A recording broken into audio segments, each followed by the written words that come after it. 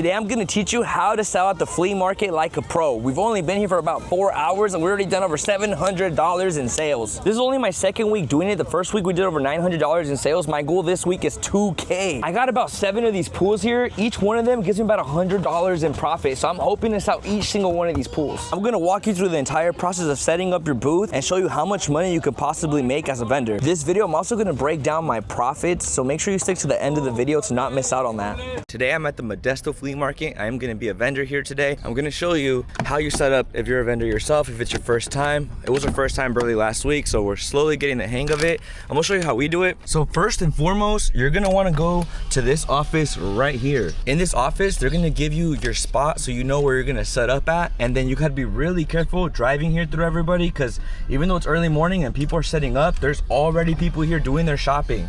So this is a very early morning grind. You gotta wake up early for this thing. I mean, you gotta be out here at like 7 in the morning, ready to go. So keep in mind, if you're gonna be a vendor, be ready to wake up early. I personally am trying to get the same spot we got last time. Sadly, we weren't able to get the exact same spot, but we're right in front of it. Still on the same street, same aisle. You can see there's numbers basically right here on every single spot. See that number right there? 6, 7. What are the odds of that, right? So you're gonna get a number and you're gonna get a street, because there's little streets here. Each one of these is a little street. So you gotta know your street, you gotta know your number, and that's gonna be your spot. Now, the spaces here are big. A lot of people tend to keep their vehicles inside. So they don't take their vehicles outside the way we do. The reason we're gonna take our vehicles outside is because we like to take advantage of every square inch of space that we can possibly get. And we're not the only ones. There's a lot of people that do the same thing here. We bring multiple vehicles, so it's a little bit more of a hassle. We just don't have the proper setup just yet. But this is a great example about how when you wanna do something, you just gotta do it. Even if it's not perfect, even if you don't have everything you need exactly to get started, just do it, just get started. We paid $50 for our space. We've been looking around at other swap meets, and I'll be honest with you, this is a pretty competitive price because you get a really, really big space. This is one in Stockton that we went to yesterday, and it's like $25, but you get a micro space. I mean, it's pretty difficult to get all your things set up on there. You can see like this guy here, he has his vehicle parked up inside still. I'm trying to figure out what we're gonna go through because these streets are packed up. Thank you so much. And this is what it's like setting up in the mornings now. If I were to have filmed a little bit earlier, none of this is still up. You still see everybody setting up their shops. But you see like the OGs here, they already know, man. They're already good to go. Look at how they set up here. This is my point. They basically, it seems like 2 spots, you know, because it's so huge. It seems like they got 2 different tents. It's just one. But that's one thing I really like about this swap meet is you get a lot of space. And we're at the Modesto one. It's supposed to be like one of the busier ones out here. I've seen it slow down week after week after week, because before we started vending here, the first time we ever came, it was super, super busy. Whew, it gets tight around here, man. You definitely are gonna have to test your driving skills when you're out here. So we are on street 2, parking space number 8. We got the pool set up right there. This is our setup right here on the side. So you can see we're one of the last people setting up here on the street, but it's okay. And we're just gonna park up here and get all our things down. Let's do it. And you can see here just how full we have everything. We have 2 different pool sizes right now. We got the big boys over here, and we got these slightly smaller pools on this side, which is nice because we're gonna be able to offer 2 different prices for the pools. Last time we only had this one here. Since we're not leaving our vehicle inside and we're gonna take it back outside, I'm gonna show you how we get out of here and basically where we station our vehicle. I'm also gonna show you where you gotta go to check in when you first come in, because I showed you the office where you get your ticket number, but there's a very specific street you gotta enter through so that you can bring your vehicle in for the first time, because there's like different parking lots here. This is just the way we're doing it. There's very different ways to do it. The guy at the front quite literally told me, hey, you could take your vehicle inside, leave it inside. However, I wanna take advantage of my space. I don't mind leaving the vehicles outside. The only bad thing I will tell you about leaving the vehicles outside is that you're gonna have to wait until this thing closes for you to basically get out of here. Whereas the people that have their vehicles inside at about 2 p.m., they're already packing their stuff, loading their vehicles up, so that way when the doors open, they're out of here. So you're gonna come around here, and now we're gonna take a right on this street, and we're gonna take this exit out this way. All right, so Here everybody has their spot set up, which is super cool. It's honestly awesome. It's so cool to be part of this. It feels like one big family. I say good morning to everybody when I'm showing up. If you actually put the address to the swap meet, which is Flea Market El Rematito, it's gonna send you through this street exactly here, which is Hackett Road.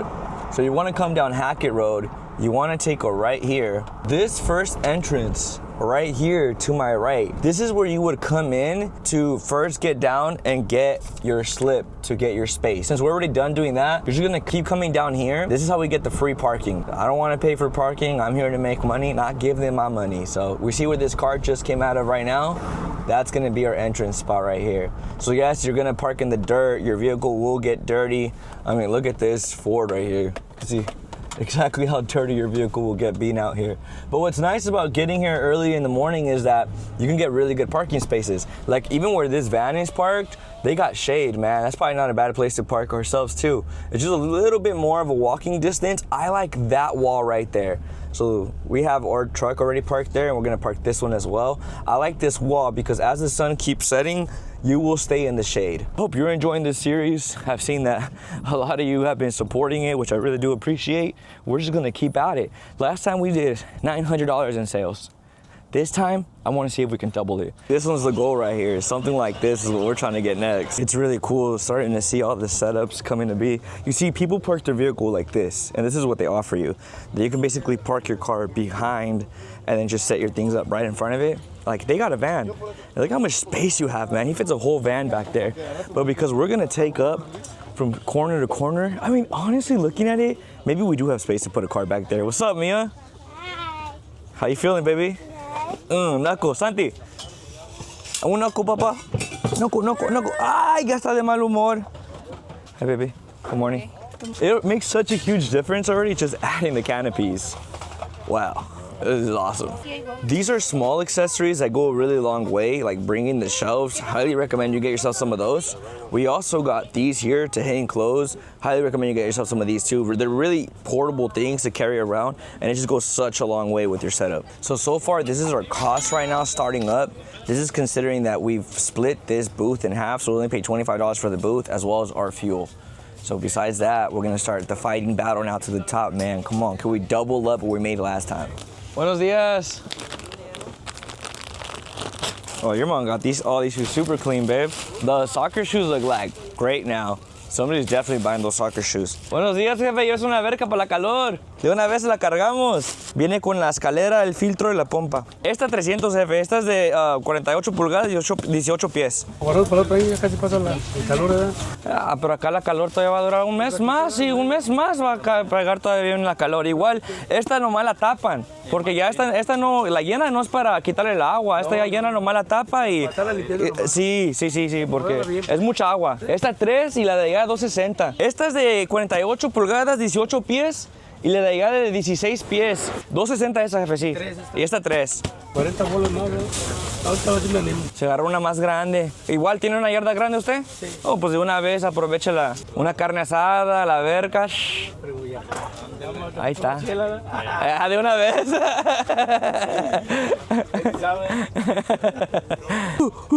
Tíralo. Gotcha! Touchdown! We got the first pull out, 280. Let's go. Tiene bomba y todo, ¿verdad? Tiene todo. Tiene pompa, tiene filtro y tiene escalera.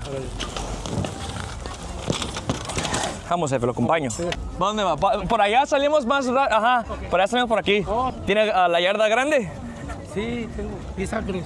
Ah, no, pues hasta unas 5 tiene que para llevarse. Hierro flash, como dicen por ahí. Ahí va. Espérame. Ahí está. ¿Dónde que baje? Así. Un poquito más para atrás. Ahí no se cae. ¿La va a amarrar bien? Sí, esta yo la amarro bien. Dale. Déjeme para allá comenzar para pagarle. Ya digo. Le debo 20. A ver, te agarro de cambio aquí. Ahí tiene, viejo. Dale, gracias. Muchas gracias, Ya no sé cuánto lacito ahí. Sale. as a quick tip, so these pools here, while they have great margins to make good profit on, you run into a couple issues. The first issue and the main issue is the size of it. Most people don't come in vehicles big enough to actually be able to take this back home. So being able to offer them the ability to take it back home, as in like, hey, I'll help you take it home if you live close by, goes a long way. You also got to think about the price point of something like this. It's a couple $100s. Most people, when they come here and they think about spending a couple $100s, they think about buying a lot of things. So when you're selling an item like this, I hate to say it, but you got to be almost like a car salesman in a way. You got to make the incentive really good and juicy, give them a really good price, offer them the ability to take it to their house and really close the deal. Because a lot of people, they're going to think about it a little too much. On the other hand, when you have items like this, these sell themselves. These are authentic, the ones we offer. So the fact that they're authentic already pushes people to go and make the purchases. These are amazing products to have because they just boost the amount of sales you actually do every single day. There's people that don't have cash and want to send you Zelle, Venmo, Cash App, Apple Pay, whatever it may be. So you want to make sure you can receive all types of payments so you don't miss out on sales. So it is pickup time now. People are already starting to take off from here. My buddy's leaving. See you later, brother. So now to head back inside and bring the truck inside of the flea market so we can pick our things up. We're gonna go back out the same place we came in through. And we're gonna go through the entrance. Oh shit. Bumpy road. This truck is coming in hot. Slow down, buddy. Slow down. So actually where that big truck is way down over there, they're probably heading exactly where we are as well. We're just gonna head all the way down there so we can make our way inside of the flea market directly to where we set it up the first time and start stacking everything up. So they're about to start letting the vehicles enter now. They're saying it out loud on the megaphone. You see where these trucks are right here? That's what they're doing. That line, that's the line to start going inside. So they're about to open it up right now and we are gonna start driving in. There's a lot of people walking around, just basically like crossing like right in front of you at all times. And when we get in here, it gets even crazier. Now the worst part about all of this is this truck does not turn right very well.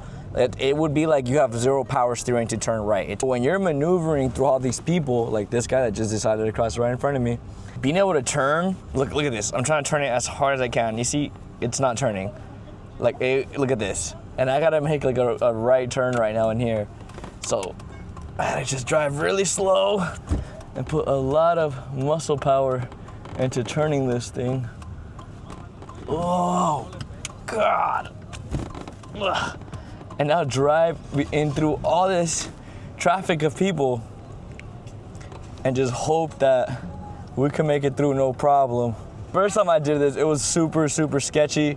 People also have trailers like this one right here in front of us that's just blocking. Sometimes they just stay there, yo. Sometimes these trailers do not move out of your way. They will just stay there and you gotta find a way to maneuver around them, all while trying to avoid not hitting people. The last time I made a video like this, a lot of you wanted to know more details because you're super nosy and you wanted to know it all. How much did you make, Louis? I know that was your revenue, but how much was profit? We're gonna break it down for y'all today. This was by far the most successful run we had. This is only our second time doing this and we absolutely crushed it this time. But I'm not gonna lie, I was shooting to sell all the pools. My goal was to sell all the pools. Sadly, we only sold one. The thing about the pools is I'm learning that there's a lot of logistics to it. There's the transportation of it. There's the fact that it's a high ticket item. And you know what? My girl pointed something out. It may be true. We really have to test the market to figure it out. And that was scarcity. She said last time you only had one pool. And because people only saw one, people were really eager to get it. This time we had a lot of pools. So maybe people just didn't feel as enticed to grab it. So I am still committed to selling these pools. I don't want to return them. I know I got a great deal on them and I know they are worth it. We're giving people an awesome offer. So I'm going to try to find another strategy to sell it. Shout out to one of you actually that watches these videos. Ran into you at the Delta Flea Market and you told me to go check out Turlock on Tuesdays. So my goal was to do a Turlock Tuesday Flea Market and try to get all these pools off. Now further ado, let's break into the numbers. This is the most we've ever received via like digital payments as well. So through Zelle, We got $500 through Zelle. Absolutely amazing. And now all those were squishy sales. The Zelle money was completely squishy sales. The thing about the squishies is we sell them for double what we paid. So basically half of that was profit. So $250 right there was profit in the bank. Now we also got some cash deals. One of the cash deals I did for the pool, I sold the pool for $280. I paid $175 for that pool before taxes. After taxes, I paid $190. Let's just call it off the pool. We made like $90. So we're rounding it up. We'll call it $100 just to keep it simple. We're at about $350 of profit. So we're gonna count up the cash. Again, 300 of this is from the pool, but we're gonna count up the cash right now. We got 1, 2, 3, 4, 5, 6, 7. 1, 2, 3, 4, 5, 6, 7, 8, 9, 10. That's 200. That's 900. 10, 20, 30, 40, 50, 60, 70, 80, 90, 1,000 right there. 10, 11, 12, 13, 14, 15, 16, 17, 18, 19, 20, 21, 22, 23, 24. So 1,024 plus 500. We did $1,500 in sales, which is absolutely amazing. My goal was 2K. I was hoping we were gonna sell more pools, which would have brought in a whole lot more profit. I'm gonna remove 300 from here, okay? So I told you guys, we profited from the 500 Zelle. Half of that was profit, so $250 profit plus $100 profit from here. That's $350 profit. And then we're gonna count this, and essentially half of this is profit because all the other sales were squishy sales. Like, bro, if we didn't have those squishies, we would not be profiting at the flea market. Just keeping it at 1,000, we would barely be breaking even. So right now we're at $350 profit. We're gonna count this. Half of this is profit. So we got 1, 2, 3, 4. 1, 2, 3, 4, 5, 6, 7, 8, 9, 10. That's $4, $5, $600. 10, 20, 30, 40, 50. Move these fives. 60, 70, 80, 90, 100. 4, 5, 6, 7. 10, 11, 12, 13, 14, 15, 16, 17, 18, 19, 20. Keep it even, 20. Did I count that shit right? Let's do this again. Sorry, guys. 1, 2, 3, 4. 1, 2, 3, 4, 5, 6, 7, 8, 9, 10. 600, 720. 720. So we got 720 here. So half of 720, 360 plus 350. So I'm sorry if I completely confused you guys with my math and how I did that. Maybe it only made sense in my head. But we profited $710 profit after selling $1,500. It's pretty insane. We still took basically a 50% profit. But why did we take 50% profit? Because of the squishies. The squishies. People go absolutely insane about the squishies. And they're very difficult to get. And the fact that we have authentic ones is what really makes us stand out, because nobody else has authentic ones there. For the most part, 90% of the people selling them there have fake ones. So my goal now is to sell the remaining 6 pools. I'm trying to profit anywhere from like $70 to $100 on each single one of those pools. And I'm gonna commit to selling those. I'm gonna try out the Turlock Tuesday to see if we hit on Turlock Tuesday to sell those pools. And I'm even been committed to the fact that I'm willing, man, to stand on a corner of a busy street in hot Modesto or hot Stockton, one of these cities that are just super, super hot, and try to sell them on the side of the street. I mean, smash the like button on this video, and maybe that's what we do next. But not bad for a 1-day gig. You know, it is a couple hours we put into it, but I gotta spend time with my family. We gotta hang out, and we gotta take home $1,500. That is a W in my books. Let me know what you think down below in the comment section. Do you want more of these flea market videos? Should we keep them rolling? Should we keep them coming? And give me ideas on how to sell these pools, because we gotta get these pools off. And maybe I'm selling them too high. Maybe I could lower the price a little bit more. This is my theory. When I give people a price, it's not because I'm stuck on having to sell at that price. When I give them a price, if they're really interested, I want to see them negotiate with me, because I give them a price and I can tell who's just window shopping. Because the people that are really interested in it, they'll ask me more questions about the pool, and they'll try to get to an agreement of being like, let's figure out the logistics to this. I don't have a car. Can you drop it off?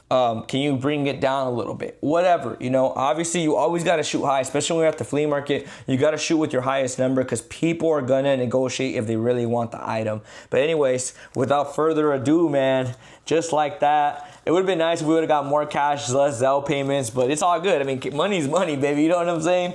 And we out of here, man. Appreciate you. Thank you so much for supporting me and my family. It really helps us a ton. Till next time. See ya.